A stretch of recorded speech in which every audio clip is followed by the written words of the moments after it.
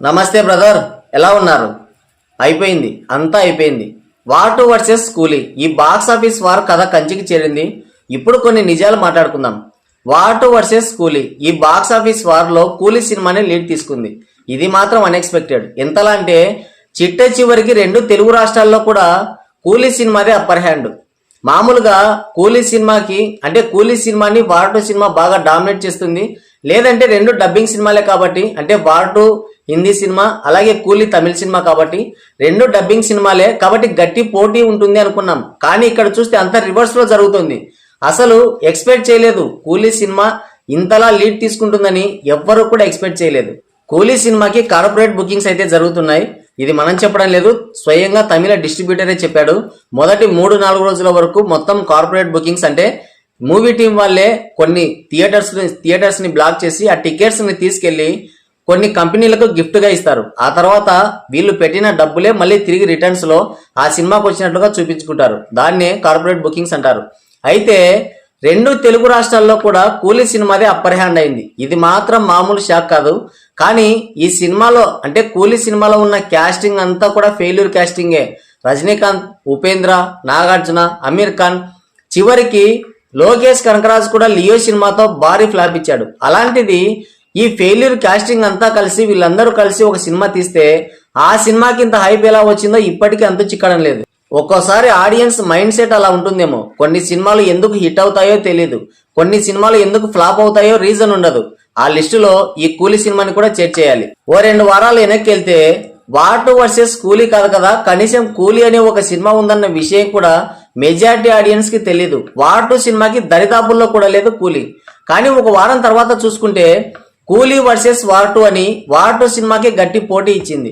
Cut చేస్తే ఇప్పుడు కూలీ సినిమా వార్ 2 సినిమానే డామినేట్ చేసింది. బుర్ర బద్దలైపోతుంది. అసలు ఒక్క వారంలో ఇంత మార్పా? ఇదంతా వార్ 2 మూవీ టీం చేసుకున్న స్వయంకృత అపరాధమే అని చెప్పాలి. ఎందుకంటే సరైన ప్రాపర్ ప్లానింగ్ అనేది లేకుండా సినిమాని రిలీజ్ చేస్తున్నారు. టీజర్ లేదు, సరైన టీజర్ లేదు, సరైన సాంగ్స్ లేవు, ఇంటర్వ్యూలు లేవు. అసలు ఈ సినిమాని జనాల్లోకి తీసుకెళ్లే కంటెంటే వదలలేదు. ఎప్పుడో జనమంతా మర్చిపోయిన తర్వాత ట్రైలర్ రిలీజ్ చేశారు. ఈ లోపల కూలీ సినిమా రయ్యమంటూ దూసుకొచ్చింది.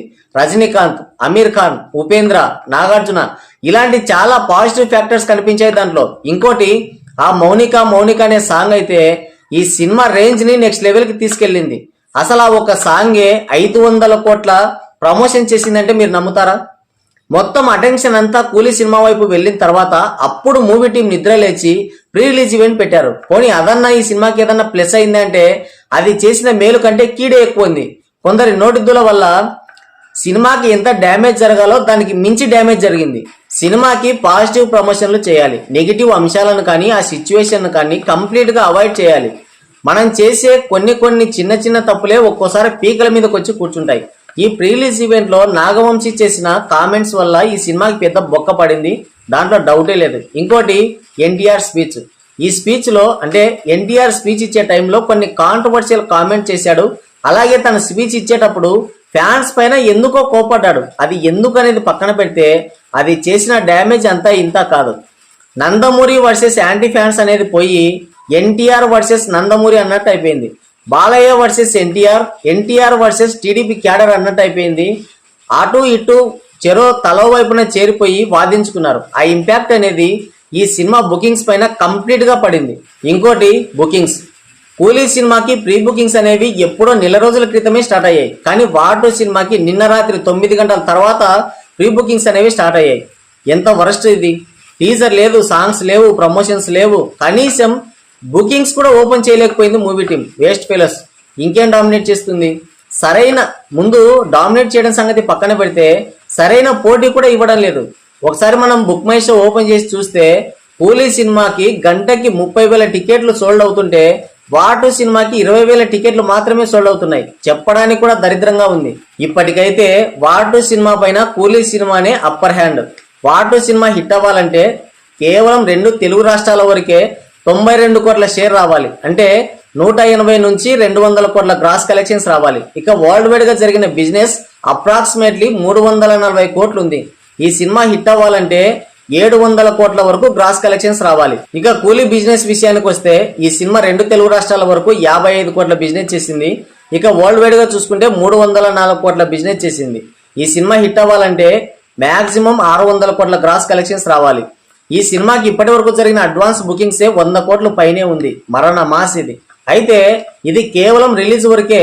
రిలీజ్ తర్వాత కంటెంటే మాట్లాడాలి. టాక్ తేడా వచ్చిందా? కూలీ సినిమా ఎక్కడా కనిపించదు. ట్రైలర్ చూస్తుంటే కొంచెం డౌట్ గానే ఉంది. కానీ కూలీ సినిమా ట్రైలర్ పైన వార్ 2 ట్రైలర్ చాలా బాగుంది. యాక్షన్ మూవీ లవర్స్ కి అయితే హై ఫీస్ట్ అనే చెప్పాలి. ఇది వార్ 2 సినిమాకి ఇది బాగా కలిసి వచ్చే అంశం కూడా. ఈ సినిమాకి పాజిటివ్ టాక్ పడిందంటే ఇప్పుడు చెప్పిన లెక్కలన్నీ కూడా తారుమారవుతాయి. వార్ 2 సినిమాకి కనుక పాజిటివ్ టాక్ వస్తే ఈ పోటీ, ఈ బ్రేక్ ఈవెన్ టార్గెట్ ఇవన్నీ కూడా ఓ లెక్కే కాదు అసలు.